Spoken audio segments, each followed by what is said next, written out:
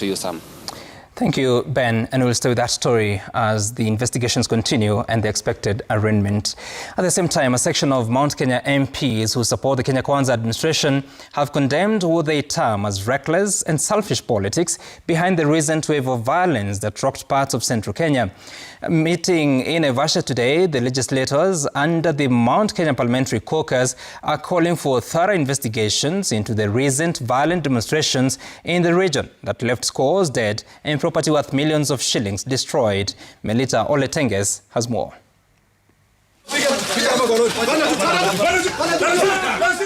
Days after the opposition accused the government of funding and planning the demonstrations that rocked various towns in central Kenya, members of parliament allied to government from the region have pushed back, sounding an alarm over what they have described as politically instigated violence that has left behind a trail of destruction, grief and fear.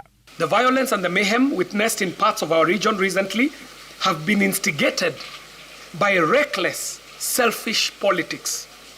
We note with utter disgust the attempted attacks on critical economic installations and facilities within the Mount Kenya region.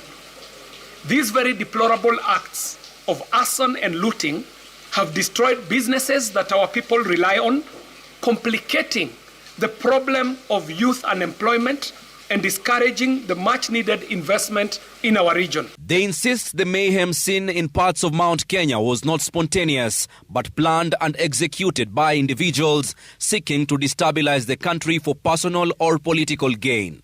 For goodness sake, why would anyone incite the burning of enterprises that employ our people, our youth and our women and our men, and feed our families? Such heinous sabotage only tears down our own house and our own future.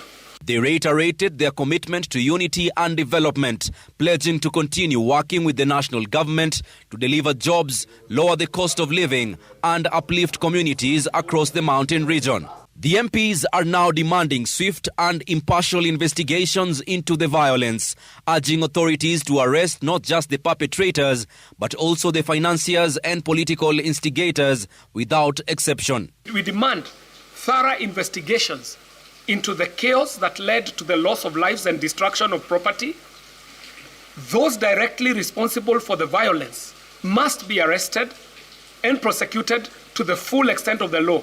And moreover, the sponsors and the orchestrators of this anarchy and violence must be unmasked and held accountable. They vowed to ensure that Mount Kenya receives its fair share of development and remains firmly anchored in the country's economic and political growth. Melita Oletenges, Citizen TV. Now, at the same time,